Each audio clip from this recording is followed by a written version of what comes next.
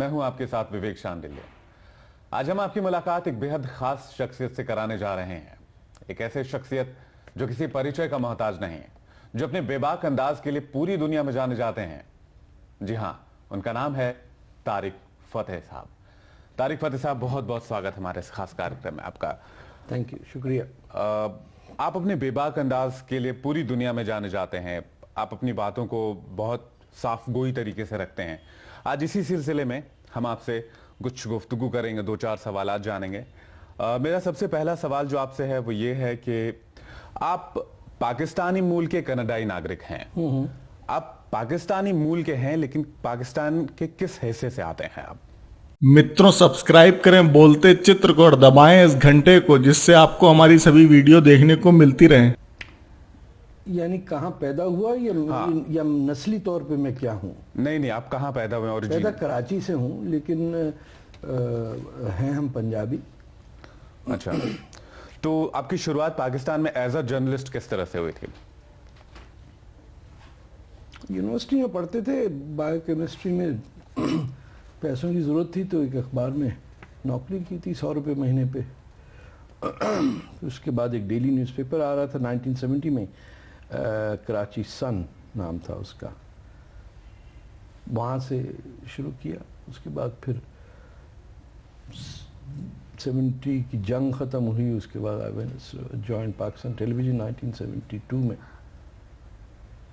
तो 1970 से सफ़र है।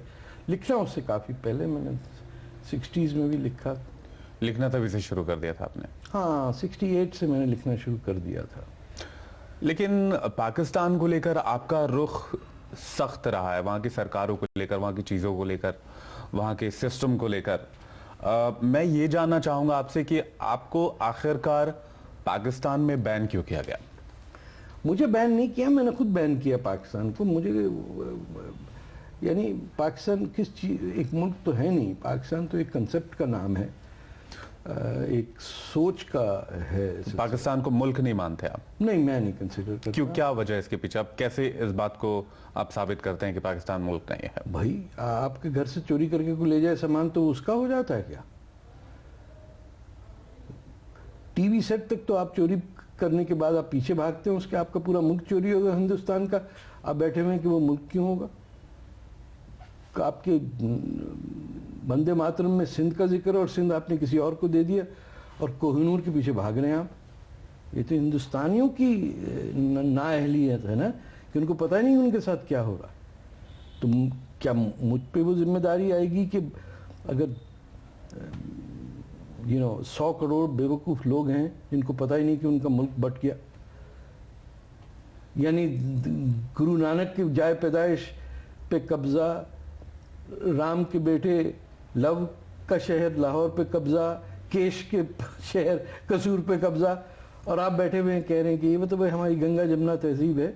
एक दलील में आपकी ये भी सुन रहा था कि आप कह रहे थे कि अगर अफगानिस्तान है तो अफगानों का है, अगर कजाकिस्तान है तो कजाकियों का। हाँ, स्थान तो संस्कृति वर्ड है ना।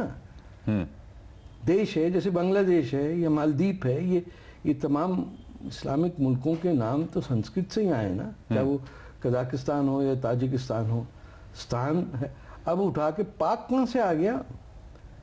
ये पाक लोगों का, आपको ये पाक लोग लगते हैं जिन्होंने पूरा लाहौर शहर खाली कर दिया? एक हिंदू नहीं बचा वहाँ पे। राम के बेटे के शहर में हिंदू नहीं है तो कल मक्के के अंदर कोई मुसलमान नहीं बचेगा तो? और ननकाना साहब में सिख नहीं है। तो ऐसी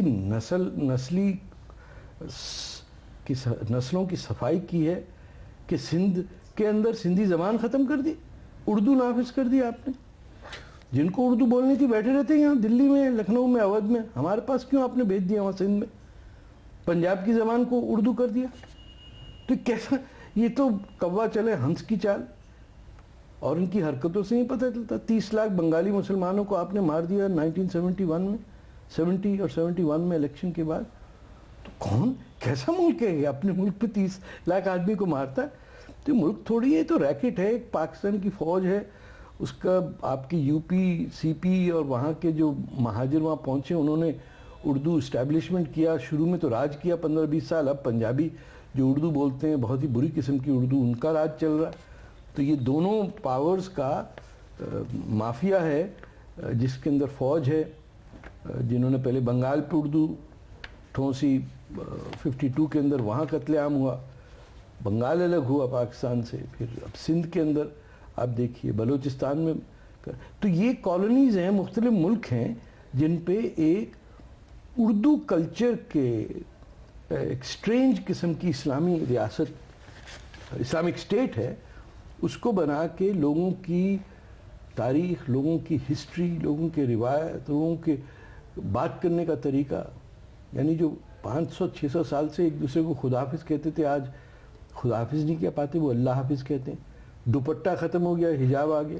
तो ये सब तो एक खिचड़ी बन रही है ना, कि किसी तरह हिंदुस्तानी कल्चर जो है वो हिंदुस्तान की जड़ों से ख़त्म करने के लिए पाकिस्तान बना था। ये हिंदू दुश्मनी का एक एक्सट्रीम नतीजा था, जिसको ग़ज़वा हिंद कहते हैं, यानी काफिरों को ख़त्म कर देना, या हिंदुस्तान से बुत परस्ती जिसे ये कहते हैं उसका ख़ात्मा हो, ताकि जो तुगलक और बलबन और लोदी और बाबर और औरंगज़ेब नहीं कर सके, वो अब इस्लामाबाद से पाकिस्तान करे। तो जो हिंदुस्तान का दुश्मन होगा, उसके साथ एक जो भी हिंदुस्तान की औलाद है वो कैसे उससे दोस्ती करेगी।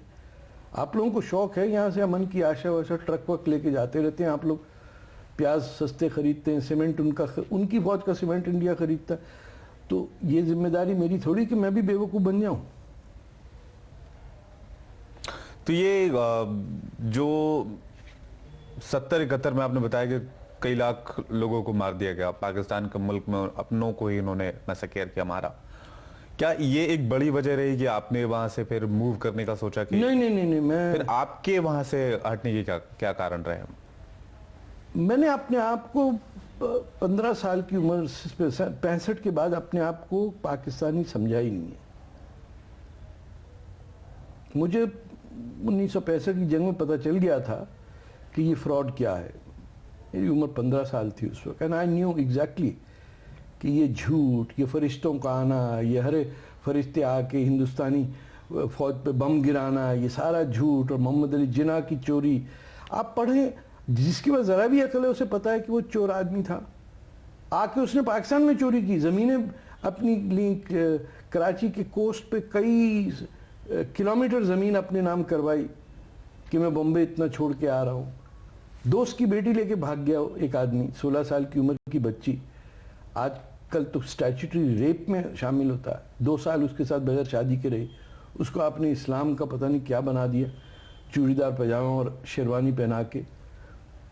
तो आपने अंग्रेज़ की बेसिस पे, अमेरिका के पैसे पे हिंदुस्तान का बंटवारा किया, ताकि रूस और जो कम्युनिस्ट थ्रेट था उसको रोकने के लिए, कि किसी तरह हिंदुस्तान और सोवियत यूनियन का बॉर्डर ना मिल जाए अफ़गानिस्तान के थ्रू, क्योंकि वहाँ भी किंग ज़ाहिर शाह थे। पठानों को मारा इन्होंने। कांग्रेस की हुकूमत थी फ्रंटियर में, और वहाँ आपके कांग्रेस के लीडरों ने उनको अबेंडन किया। इस पर बादशाह खान ने कहा कि गीदड़ों के हवाले हमको करके जा रहे हो। तो बड़ा हिंदुस्तान ने उधार उतारना है, बड़े लोगों को बिट्रे किया इंडिया ने। तमाम वो लोग जो आज़ादी की जंगों में लड़े, जो इस वक्त बोलो पाकिस्तान है, उसको आपके नेहरू चाचा ने और अबुल कलाम आज़ाद ने बिट्रे किया, उनको छोड़ के आ गए। लाखों लोग मर गए इस चक्कर में। कौन अपने मुल्क को डिवाइड होने देता है? क्या इब्राहिम लिंकन ने एक्सेप्ट कर लिया था कि जब साउथ ने कहा कि हम स्लेवरी की वजह से हम साउथ अलग बना रहे हैं? कितने साल, 1856 की बात है शायद, या 65 है, मैं भूल रहा हूँ, जो वहाँ जंग हुई, civil war, American civil war, कि मुल्क एक रहेगा। आपने पहले ही हथियार डाल, इंडिया ने पहले ही हथियार डाल दिया। उन्होंने कहा चलो जाने दो यार, अब क्या रखा है, राम के बेटे का शहर ही गया ना, हमारा क्या जाता है। सिविल वॉर तो अमेरिका की हिस्ट्री में एक बहुत बड़ी तारीख है। कभी बरतानिया ने अपना दे दिया ऐसी कि रूस के अंदर सिविल वॉर हुई तो उन्होंने बांट दिया कुछ। जो कौमें अपनी जमीन के लिए लड़ नहीं सकती उनका हशर बहुत बुरा होता है। अच्छा, इस्लाम को लेकर आप जो चीज़ों को परिभाषित करते हैं, इस्लाम को आप जो परिभाषित करते हैं, और लोग जो बताते हैं उसमें एक बड़ा फर्क सुनने में आता है या फिर देखने को मिलता है। ना आपकी व्यूज ना क्या है उन्होंने इस्लाम पढ़ा को है लेकर? ना किसी ने देखा है। मैं क्या बताऊं, ये हालत होगी कि जिसकी शक्ल ठीक होती है उसे कहते हैं ये ढंग का मुसलमान ही नहीं हो सकता। इतनी ट्रेजेडी है हमारी कम्युनिटी के साथ। ये वाहिद दुनिया का मुल्क है जिसमें मुसलमान आज़ाद हैं, हिंदुस्तान में बोल सकते हैं। और ये इतना बदनसीब है कि इन्होंने अपने लीडरशिप मौलवियों में से चुने। अब पूरी इस्लामिक दुनिया जहाँ डिक्टेटरशिप है, कहीं आपको कम्युनिटी ये नहीं कहती कि हमारा लीडर मौलवी है।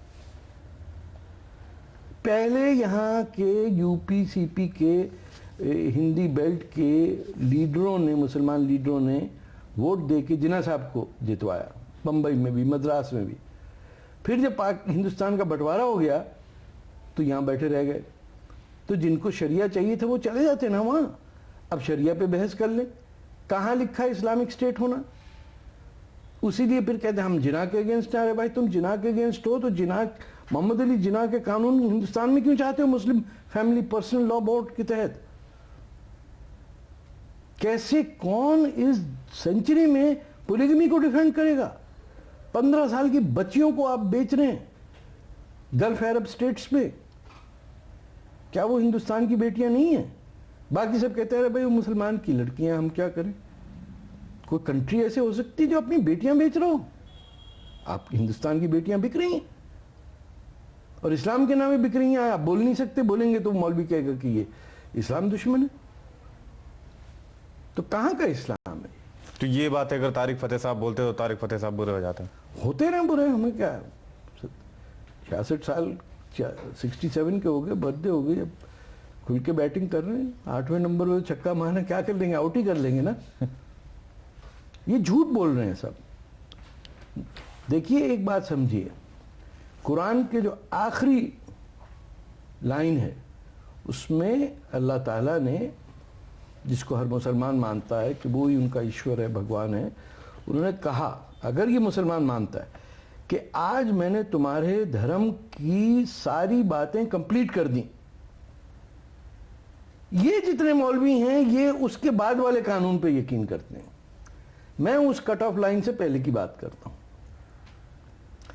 जब कुरान कह रहा है कि आज खत्म हो गई बात, ये कौन आ गए जो उसके बाद कत्लो गारत, गले काट के, खलीफाओं की गर्दनें काट के ये टेरर फैलाया इन्होंने कि जो पहले 4 जैसे खलीफा हैं, या इसी तरह जिस तरह सिखों के 10 गुरु हैं, हमारे पहले 4 खलीफा जो हैं, ने 3 का तो कत्ल कर दिया मुसलमानों ने। और प्रॉफिट मोहम्मद की औलादों का वो हशर किया कि कई आके तो सिंध में राजा दाहिर की पनाह में आके बसे। उनको मारने के लिए तो फिर अरब खलीफा ने अपनी फौज भेजी हिंदुस्तान। उस मोहम्मद बिन कासिम को यहाँ दिल्ली के अंदर किताबें छप रही कि वो हीरो है हिंदुस्तान के मुसलमानों का, जिसने हिंदुस्तान पे अटैक किया और यहाँ से 20,000 हिंदुस्तान की बच्चियों को जाके दमिश्क और वहाँ बेचा गया बाजारों में। उसको दिल्ली का हिंदुस्तानी कहे कि वो हमारा हीरो है। आपको मैं वीडियो दिखा देता हूं, मौलाना कह रहे हाँ महमूद गजनवी भी हीरो है इनका।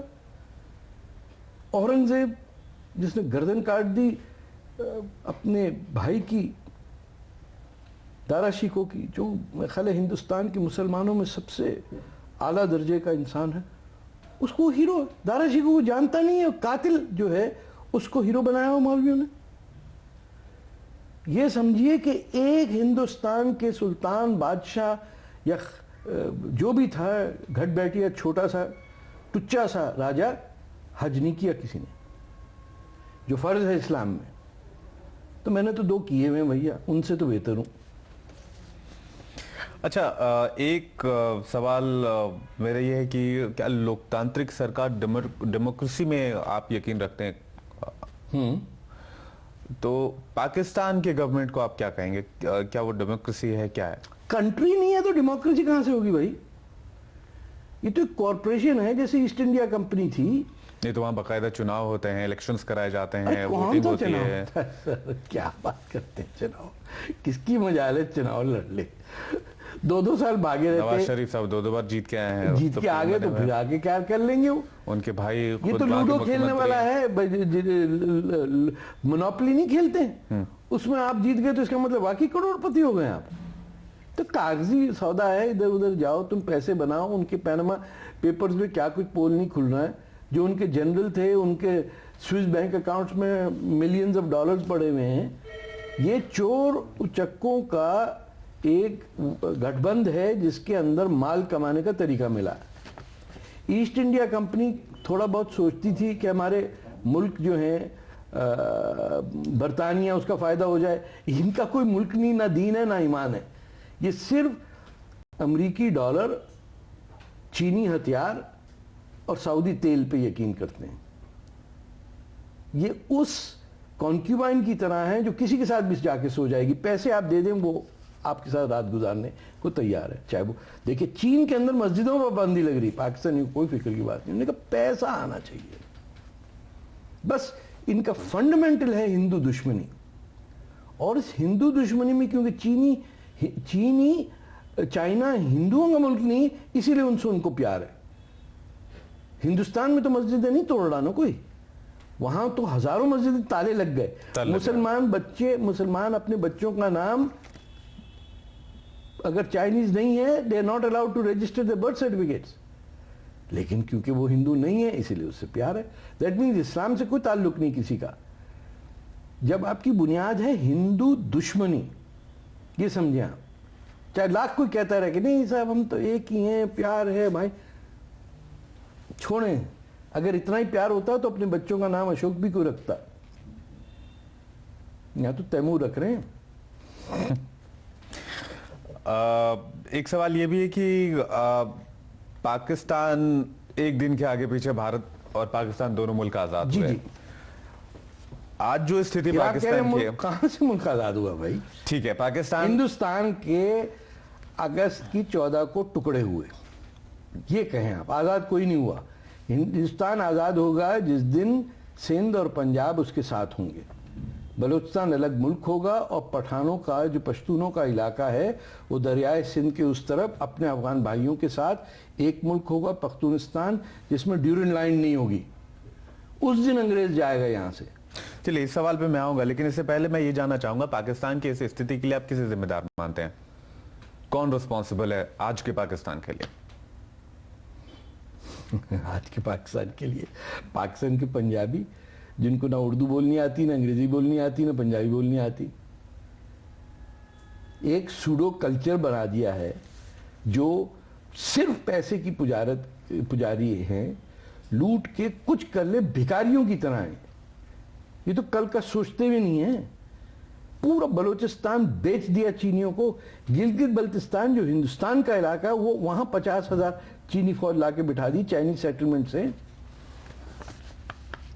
तो ये जो पंजाबी रूलिंग क्लास है पाकिस्तान की, वहां की रूलिंग क्लास क्या, वहां की इंटेलिजेंसिया भी पंजाबी में बात नहीं करती है, शर्म आती। बहुत महसूस करते हैं जैसे पंजाबी बोली तो अनपढ़ समझे जाएंगे।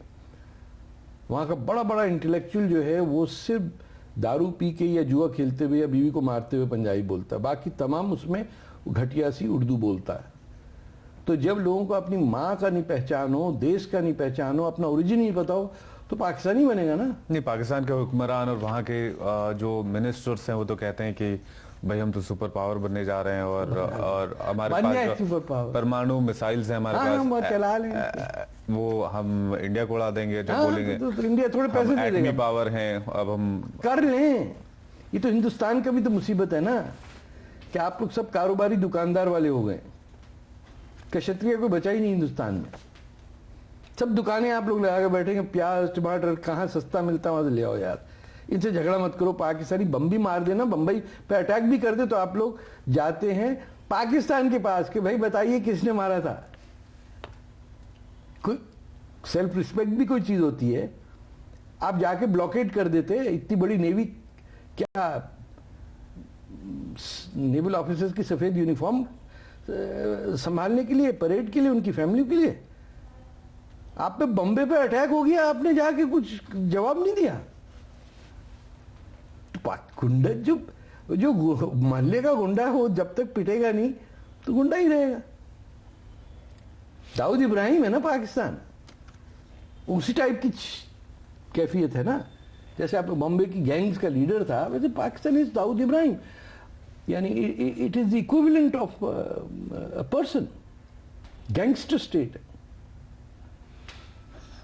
तो वो एटमी जो बम की धमकियां देते हैं वो क्या है?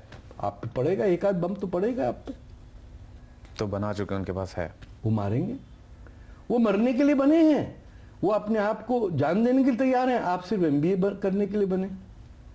उनका हर शख्स जो है पंजाब में, वो आपको ख़त्म करना चाहता है अपने साथ, चाहे वो पीएचडी कर रहा हो, साइंसदान हो, कुछ भी हो, लंदन स्कूल ऑफ इकोनॉमिक्स का पढ़ाओ, कहीं भी। आपके यहाँ कोई आदमी फौज के अंदर संतरी बनने को तैयार नहीं, इंडिया में कोई है ही नहीं। 70 साल में कोई मिडिल क्लास का आदमी लांस नायक नहीं बना, सिपाही नहीं बना। वहां का जनरल जो है वो भी मरने को तैयार है, आपके यहाँ कोई नहीं मरने को तैयार। तो कैसे चलेगा? उनको आप शय दे रहे हैं ना। ये तो अब मोदी साहब आके कोई बात ऐसे कर रहे हैं सर्जिकल स्ट्राइक की या कुछ, वरना मनमोहन सिंह और उनसे पहले या शास्त्री साहब थे या मोदी साहब हैं, 2 प्राइम मिनिस्टर आपके पास थे जिनमें जरा लगता है कि दम वम है।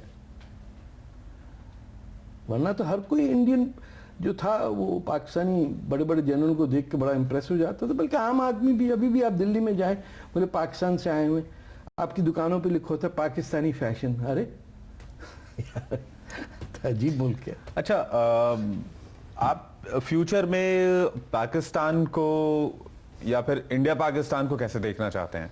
इंडिया एक मुल्क होगा, पाकिस्तान के भूटान जैसे 3-4 और मुल्क होंगे हिंदुस्तान के साथ। जैसे कि आप थोड़ी देर पहले बता रहे थे कि पाकिस्तान का एक जो हिस्सा है वो बलूचिस्तान के साथ, वो तो अलग होगा, उसका तो कोई ताल्लुक ही नहीं था हिंदुस्तान से। अगर बलूचिस्तान पाकिस्तान का हिस्सा है तो फिर अफगानिस्तान भी पाकिस्तान का हिस्सा होना चाहिए, ईरान भी होना चाहिए पाकिस्तान का हिस्सा। ये कैसे हो गया कि वहां के इस्लाम रुक जाता है क्या आके? बलोचों की अपनी जबान है, पश्तूनों की अपनी जबान है, सिंधियों की, सिंध तो है ही हिंद सर, सिंध के बगैर हिंद मुकम्मल ही नहीं है। पढ़ लें जरा वंदे मातरम और नेशनल एंथम, ये तो हिंदुस्तान की 2-3 जनरेशनों को भुला दिया। ऐसा एजुकेशन सिस्टम है, उनको पता ही नहीं कि सिंध जो पढ़ रहे हैं हम क्या कह रहा है। ये खड़ो के बस गा देते हैं और कुछ भी नहीं पता। पूरे सब जो बातें उसमें सिर्फ सिंधी नहीं है ना उसमें। तो कभी किसी आपको टीचर ने, प्रोफेसर ने कहा या किसी स्टूडेंट ने किसी प्रोफेसर पूछा कि सर ये पंजाब और बंगा और ये सब आ रहा है, मराठा वराठा, ये बीच में ये कौन चीज, ये क्या चीज रह गई सर? नो, भूल जाओ, कारोबार करेंगे हम वहां से, पैसा भरा है।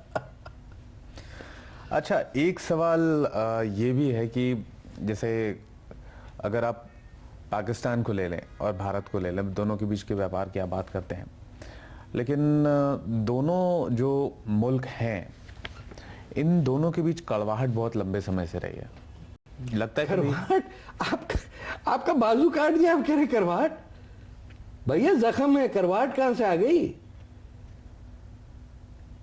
बाजू काट दिया आपके दोनों, सीधा हाथ और उल्टा हाथ। बंगाल और पंजाब का पार्टीशन किया ना, ये करवाहट नहीं है। करवाहट होती है अगर जलजला आ जाए, अगर कोई धोखा दे दे, डिमोनेटाइजेशन हो जाए, इस टाइप की होती छोटी मोटी बात। ये आपके साथ हिंदुस्तान की 10,000 साल की तारीख में पहली दफा बाजू काटा किसी ने, और हिंदुस्तानियों ने कह दिया ठीक है उग जाएगा फिर से। कोई नहीं उगता, कई 100 साल लगेंगे इस बात को समझने में कि ये हुआ क्या 1947 में और किसकी जिम्मेदारी है। कौन डर गया, कौन डरपोक था? इसने कहा छोड़ो यार, जाने दो, चिक चिक मत करो, कल फिल्म भी देखने जाना है, दिलीप कुमार की नई फिल्म आ रही है, वो देखेंगे। यहां तो कारगिल पे जाके सामने कोई नहीं था, तब आपकी फौज रुक गई। अरे छोड़ो यार, कौन जाएगा, बड़ी सर्दी पड़ रही है। पाकिस्तान की फौज भाग गई थी और कारगिल के उस तरफ सारा हिंदुस्तान का इलाका था, उसमें नहीं गया आप। तो करवाहट नहीं है ये। ये कैंसर है जिसको बगैर सर्जरी किए हुए आपका इलाज नहीं हो सकता। चलिए, तो पाकिस्तान की बात हो गई, इंडो पाक रिलेशन की बात हो गई, लेकिन एक मामला इन दिनों काफी गरमाया हुआ है। ये मामला चाइना पाकिस्तान इकोनॉमिक कॉरिडोर का है, सीपैक। सीपैक को जरा समझना चाहेंगे आपकी नजरों की, सीपैक को आप किस तरह से देख रहे हैं? क्या चाइना पाकिस्तान से नजदीक या पाकिस्तान की चाइना से नहीं नजदीकी भैया, से कोई कारोबार? आप हिंदुस्तान के गले के इर्द गिर्द फंदा डल रहा है, आप लोग चाइना पाकिस्तान कर रहे हैं। इधर से सी पैक बनेगा, वहां से वो बांग्लादेश को कनेक्ट कर रहे हैं। श्रीलंका में उनका बेस है, मालदीव में उनका बेस है, चिटगांग में उनका है, गवादर में उनका है। और आपके यहाँ अखबार के अंदर 20 पेज होते हैं तो 4 उसमें से होते हैं बॉलीवुड पे। अभी तक हिंदुस्तानियों को समझ में नहीं आई है उनके साथ हो क्या रहा है। ये वही गवादर है जिसको हिंदुस्तान को ऑफर किया सुल्तान ऑफ ओमान ने 1947 में कि भाई ले लो हमसे ये, जब बलूचिस्तान ओमान के पास था। नहीं, सिर्फ गवादर था ओमान के पास। अच्छा, सिर्फ गवादर पहले पोर्चुगीज के बाद था, उनसे फिर जो बलोच थे उन्होंने बहरीन, कतर, ये इलाके पोर्चुगीज को वहां से हटा के लोकल रूलर्स को दिया। इसीलिए आपको गल्फ में बलोच मिलेंगे। सुल्तान ऑफ ओमान की ये थी, ओमान में 20% आबादी अब भी बलोच है, वहां के कमांडर इन चीफ आर्मी भी बलोच है। 80% सल्तनत ऑफ ओमान की आर्मी बलोच है। तो बलोच के जो जवान है वो ओमान के आर्मी में है। हाँ, पाकिस्तान की बलोच रेजिमेंट में कोई बलोच नहीं है। पाकिस्तान की पाकिस्तान की बलोच रेजिमेंट में सिर्फ पंजाबी होते हैं। इसीलिए मैं कहता हूँ इंडिया को चाहिए बलोच रेजिमेंट बनाए, क्योंकि यहाँ भी बलोच हैं। अदर जो है वो हिंदुस्तान ने हमको नहीं चाहिए। तो अब रो रहे हैं आके, अब को जाके नेहरू चाचा से पूछे ना कि आपको जो मिल रहा था $5 मिलियन में एक पोर्ट जो पर्शियन गल्फ के मुंह पे है, स्ट्रेट्स ऑफ हॉर्मुज पे, वो $40 बिलियन खर्च कर रहा है चीन वहां तक पहुंचने में। थोड़ी थिंकिंग भी तो चाहिए ना। इंडियंस को थोड़ा अपने शहर, गांव, स्टेट की सियासत से बाहर भी देखना चाहिए। पता ही नहीं किसी को यहां कंबोडिया में क्या हो रहा है, यमन में और हो रही, किसी इंडियन को पता है? किसी हिंदुस्तानी अखबार में कभी छपा है कि यमन में क्या हो रहा है? अदन और मलाबार का 2000 साल का रिश्ता है। पहली मस्जिद इस्लाम की बनी है मलाबार में, कोचिन के पास, जो हमारी जूश पॉपुलेशन हिंदुस्तान की वो भी वही थी। यमन सामने है, किसी को खबर नहीं है। ऐसे कंट्रीज सिक्योरिटी काउंसिल के मेंबर नहीं बन सकते जिनको आपने। तो सीपैक एक फंदा है, सीपैक है फंदा हिंदुस्तान के इर्द गिर्द, और चीन उसमें लूटेगा भी, और फिर पाकिस्तानी जनरल कमाएंगे, और उसके अंदर बलूचिस्तान में बलोचों का जेनोसाइड होगा, क्योंकि उनको चाहिए कि 2050 तक, आप ये एस्टिमेट है कि बलूचिस्तान में चीनी बाशिंदों की आबादी बलोचों से ज्यादा होगी। एक मुल्क बिक रहा है, एक पूरी सिविलाइजेशन बर्बाद हो रही है। और यहां इंडिया के अंदर बरामदा भुगती को रेफ्यूजी स्टेटस नहीं मिल सकता। कहते साहब आपके घर आके रहना चाहे, बोले नहीं। चीन आपके गले में पंदा डाल रहा है, वो कह रहा हाँ ठीक है, बात कर लेंगे इनसे, जरा बात कर लेंगे। सन 62 को क्यों भूल जाते हैं हिंदुस्तानी? इनमें गुस्सा भी नहीं आता। अगर हिंदुस्तानियों को चीन के खिलाफ गुस्सा नहीं आता, मेनन साहब, कृष्णा मेनन के पर गुस्सा आता है। तो अजीब, जिस मुल्क से आपकी जंग हुई, जिसने आपको शिकस्त दी, बजाय इसके कि आप उससे कुछ सीखें, आप अपने लोगों को डांट देते हैं कि फलाना जनरल ने ये गलत किया, वो किया, फलाना मर गया। भैया अब जो आपके गले में फंदा डाल रहा है उसका भी तो कुछ सोचेगा ना, पता ही नहीं किसी को। अच्छा, सीपैक पे काम तो शुरू हो गया, और वहां जो बिजनेस है, व्यापार, वो भी शुरू हो चुका है। हाल में पूरी खबर आई थी कि बिजनेस का चक्कर नहीं, वो न्यूक्लियर सबमरीन्स का बेस बनेगा चाइनीज, ये सड़कें बनेंगी। तो ये सिर्फ एक मुखौटा है बिजनेस नहीं, कंस्ट्रक्शन जॉब्स है। Government, the people's republic of China has ample billions of dollars of cash, ये तो दुनिया का बैंक हो गया ना। इसके private Chinese corporations with Pakistani generals billions of dollars. वहां पे न्यूक्लियर सबमरीन रखी जाएंगी, वो तो वहां है। फिर यहाँ जो गोल्ड डिपॉजिट्स हैं उसकी लूट होगी। पूरा पूरा पहाड़ है सोने के बलूचिस्तान में। बलूचिस्तान में बहुत सारी चीजें, कोयला है, सब खाया जाएगा, सब लूटा जाएगा, सिवाय स्कूल और स्कूल बोर्ड की बेंचों के अलावा हर चीज है बलूचिस्तान में। पीने का पानी नहीं है, कपड़े नहीं है, इंडस्ट्री नहीं है, कुछ भी नहीं है वहां सिवाय मौत और खूनरेजी के। 5 जंग आजादियां हो चुकी हैं। 70 साल में 5 गदर टाइप की रेवोल्यूशंस हुए हैं बलूचिस्तान में। इंडिया परवाह ही नहीं, पता ही नहीं है। एक बेचारा मोदी साहब आए थे जो रेड फोर्ट से बोल के चले गए, बलूचिस्तान का जिक्र किया, बड़ा एहसान है उनका। मैं बलूचिस्तान के एक बार पृष्ठभूमि पे आना चाहूँगा। बलूचिस्तान में जेनोसाइड्स हो रहे हैं, वहाँ के में ऐसे रिपोर्ट्स आते हैं कि वहाँ के लड़कियों को उठा लिया जाता है। अभी तो लेटेस्ट जो की हो रहा है, युवाओं को कत्ल कर दिया। एक बार ये औरतों को उठा के ले जा, माओं को उठा के ले जा रहे हैं अंडर द थ्रेट कि हम इन्हें रेप कर देंगे अगर तुम इनका बेटा नहीं आया। जो शर्मचार हैं लड़ने आजादी के लिए, उनकी माओं और बहनों को उठा के ले जाती है फौज। The committing war crimes. तो ये सिर्फ इस आधार पे कि यहाँ आतंकी रह रहे हैं, टेररिस्ट हैं ये तो आजाद मुल्क था, इस पे पाकिस्तान ने कब्जा किया 1948 में। कलात was an independent country. In fact Hindustan और पाकिस्तान के 14 और 15 का तारीख के कहते हैं ना, ये तो अगस्त 4 को इंडिपेंडेंट हुआ the state of Kalat.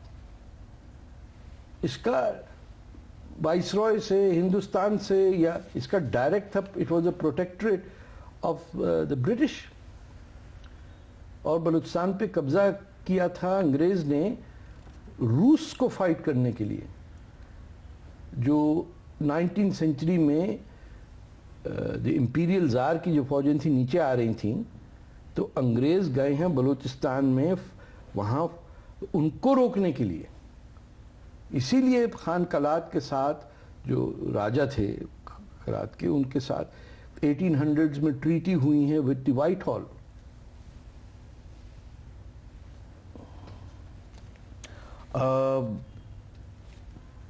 Pro Balochistan जो नेचर है इंडिया का, वो बहुत समय से नहीं देखने को मिला, या यूं कहें कि ये था नहीं था कभी। अभी हाल के 2 सालों में एक प्रो बलूचिस्तान एक्टिविटी शुरू हुई है जी, जो थोड़ी बहुत खबरें भी आती, जैसे आपने भी जिक्र किया अभी कि पीएम जो है हमारे, उन्होंने लाल किला से बोला कि बलूचिस्तान के लोगों की मदद की जरूरत है। जी, जी। आप इसे कैसे देखते हैं? मैं समझता हूँ बहुत ही बहादुरी का काम किया।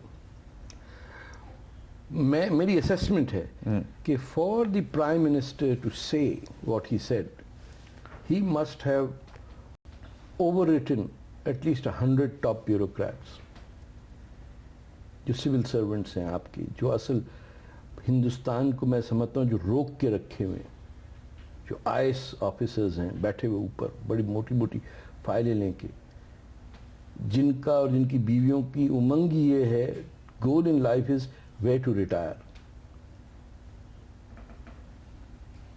उन लोगों ने कैसे रोका होगा इस प्राइम मिनिस्टर को, सर ये मत करें आप। I can imagine ministry of external affairs में किसने कहा होगा कि sir this is not right, और sir this implications and the strategic this and that. हमारे चाय वाले प्राइम मिनिस्टर ने कहा ये लो, बेच दी चाय और बलूचिस्तान लेके आ गए। किसी में दम नहीं था, कोई नेहरू नहीं, कोई, खैर मनमोहन सिंह तो क्या, किसी में दम नहीं था। लाल बहादुर शास्त्री और उसके बाद ये अपने नरेंद्र मोदी। बलोचों में जितना मोदी साहब से प्यार है आप अंदाजा नहीं कर सकते। वहां इलेक्शन से पहले एक पहाड़ पे लिखा हुआ था अब की बार मोदी सरकार, बल्कि इंडिया में तो पढ़ ही नहीं सकता क्या लिखा हुआ है। लोग ये समझ रहे थे कि यहाँ देखो यार अल्लाह अकबर लिखा हुआ है। ये जो वाकया हुआ लाल किले वाला, इसके बाद एक जो माहौल बना पूरे ओवरऑल वर्ल्ड में माहौल बना, यहाँ तक कि बलूचिस्तान से जो वहाँ की बच्चियां हैं वो छोटे छोटे वीडियो मैसेजेस भेज रही थी जी जी जी कि हमें यहाँ से आजाद कराएं, या फिर एक तो प्राइम मिनिस्टर के नाम से भेजा था राखी बंधन वाला मैसेज था, बिल्कुल, वो करीमा बलोच जो है। तो मैं ये जानना चाहता हूँ कि लाल किले के उस भाषण से, उस स्पीच से वर्ल्ड वाइड क्या असर हुआ? वर्ल्ड वाइड असर इसलिए नहीं पड़ेगा ज्यादा क्योंकि देखिए, इंडिया का मैं ऐसा बोलूं कि आप एक सोने की कान पे बैठे हैं, गोल्ड माइन में बैठे हुए हैं, और आपको पता नहीं, आप समझते हैं कोल माइन है, कोयला है इसमें, आपको अपनी वैल्यू नहीं पता है कि, और ये एक दिन में तो नहीं चेंज हो सकता, कि कितनी बड़ी सिग्निफिकेंस है रिपब्लिक ऑफ इंडिया की, कि इसका इम्पैक्ट दुनिया में क्या है। ये दुनिया की वाहिद डेवलपिंग कंट्री है जहाँ एक डेमोक्रेसी थी, जहाँ ऑपोजिशन है, जहाँ पार्टी के इलेक्शन होते हैं, दंगे भी होते हैं, फसाद भी होते हैं, फौज नहीं आती, ब्यूरोक्रेसी रूल नहीं करती, उसको लेके आप वर्ल्ड स्टेज पे नहीं जा सके अभी तक।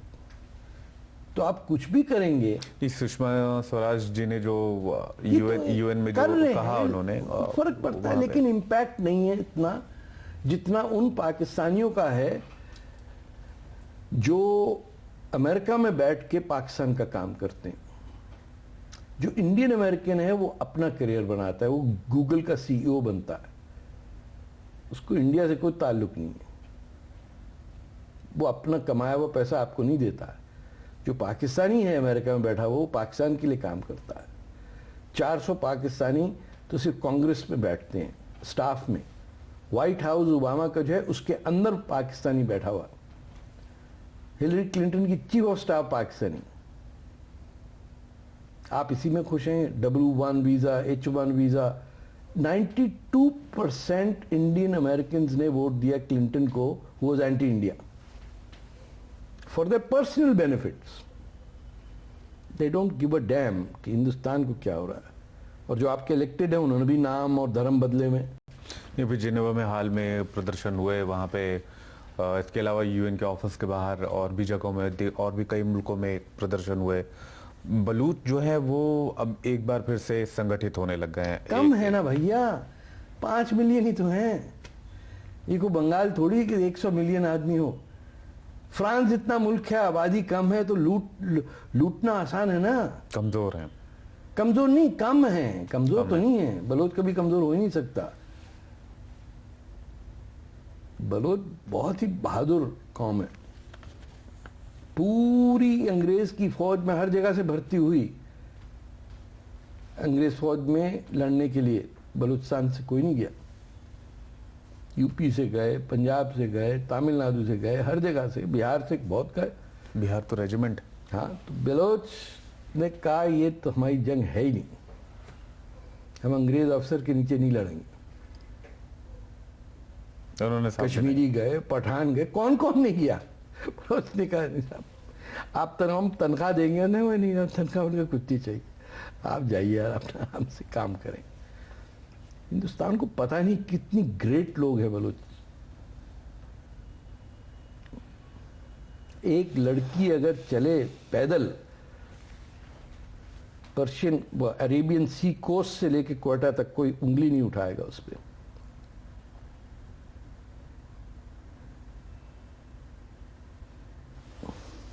अच्छा, एक और सवाल, डीमोनेटाइजेशन हाल में इंडिया में हुआ, बहुत हाय तौबा मची, काफ़ी सुर्खियों में रहा, अखबारों में, मीडिया में, हर जगह।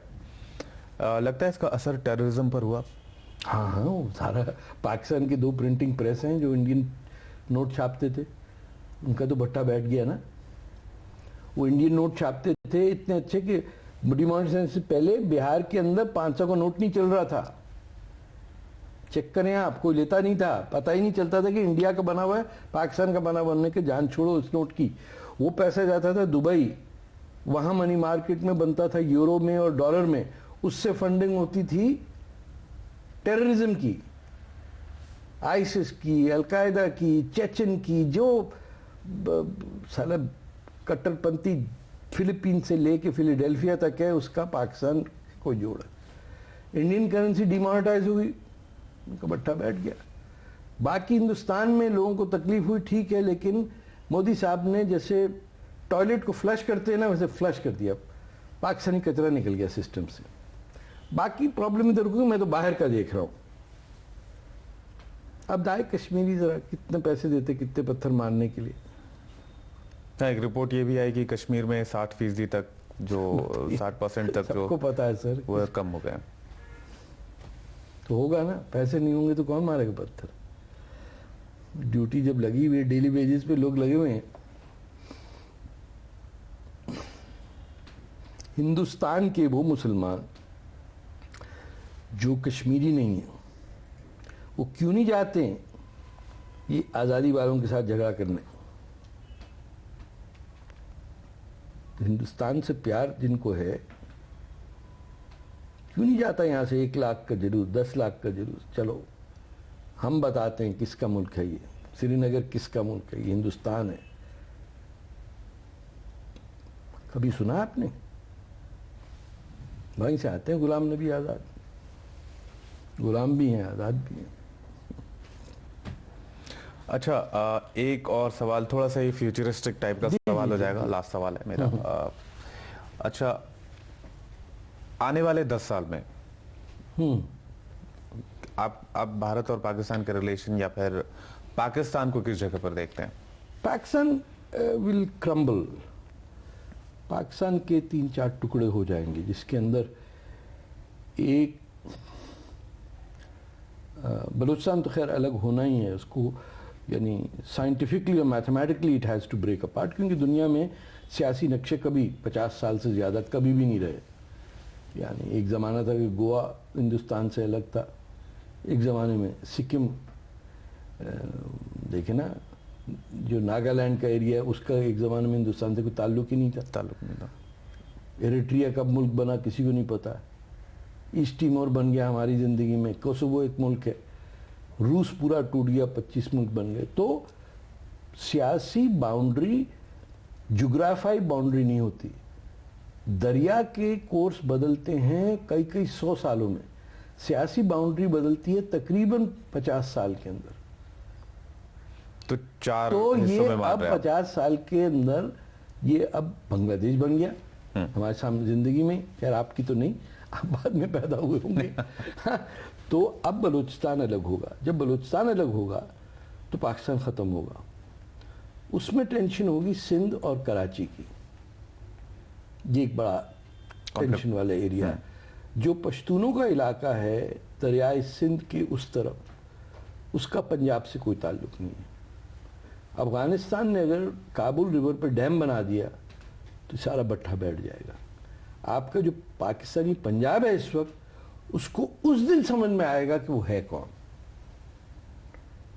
फिर वो जैसे पंजाबी में कहते हैं ना, साडा की बनेगा, वो हिसाब हो जाएगा कि कैसी की करिए, किधर जाइए। ना अरब, ना पाकिस्तान, ना मोहम्मद अली जिन्ना, ना लियाकत अली खान, कोई बचेगा ही नहीं। Suddenly the Pakistani Punjabi will realise के they are the real victims of this fraud. बाकी सबकी जबानें बच गई, कल्चर बच सकता है, इनका कुछ नहीं बचेगा। इन्होंने अपने ही पंजाबी भाइयों से, सिखों और हिंदुओं से वो जंग लड़ी जो इनको नहीं लड़नी चाहिए थी। इसका खमियाजा, ये इसका नतीजे में Punjab will suffer as a natural outcome. तो ये होगा अगले 10 साल के अंदर अंदर। And that is the time when India will emerge truly equivalent to the European Union, क्योंकि उसका स्फीयर ऑफ इन्फ्लुएंस, उसकी आर्म फोर्सेस कम होंगी, उसके जो बिलियंस ऑफ डॉलर्स खर्च हो रहे हैं दुनिया भर में ये पाकिस्तान जैसे वो घट पैंडवे मुल्क को फेस करने के अंदर, वो कम होगा। It can D nuclearise. उसके अंदर इंडिविजुअल ह्यूमन राइट्स जो हैं इंडियंस के, उनका रिस्पेक्ट होगा। आज जो आप देख रहे हैं कि इंडिया में एक क्लास सिस्टम है जिसमें गरीब आदमी से मिडिल क्लास का आदमी आंख नहीं मिलाता। More Indians hate Indians than any other people. और जो गरीब इंडियन है उसको तो इंडियन आप तक समझते ही नहीं है। उसके प्रोफेशन से आप जानते हैं कि ये वो है, मेड है या ऑटो वाला है, तो आप साथ बिठाने को तैयार नहीं है। जब इंडियन को साथ बिठाने के लिए तैयार नहीं है तो आप समझते को यूरोपियन बिठाएगा आपको साथ। लेकिन ये सब आएगा उस वक्त जब इंडिया कैन स्टार्ट रिकग्नाइजिंग कि उसका रोल क्या है तारीख में, और वो मेरे ख्याल से it will be the emerging century. 21st century will be known as India century. 21st century, हाँ, ये तो अभी इब्तिदा इश्क है, आगे आगे देखिए। हाँ, अभी बहुत टाइम पड़ा है, 80 साल बाकी है, उसमें देखिएगा बैटिंग कैसी चलती है। तो आपने सुना तारिक फतेह साहब को, बड़ी साफगोई से उन्होंने अपनी बात रखी, बड़ी बेबाकी से अपनी बात रखी। आज की इस खास पेशकश में फिलहाल इतना ही। अगर आपको ये वीडियो पसंद आई हो तो नीचे कमेंट के माध्यम से हमें बताना न भूलें। अगर आपको ये वीडियो न पसंद आई हो तो भी हमें कमेंट के माध्यम से बताना न भूलें कि आपको इसमें क्या पसंद नहीं आया, और हमारी इस वीडियो को लाइक और शेयर करना भी न भूलें। हमारी इस वीडियो को देखने के लिए, अपना कीमती समय देने के लिए आपका धन्यवाद। शुभ दिन।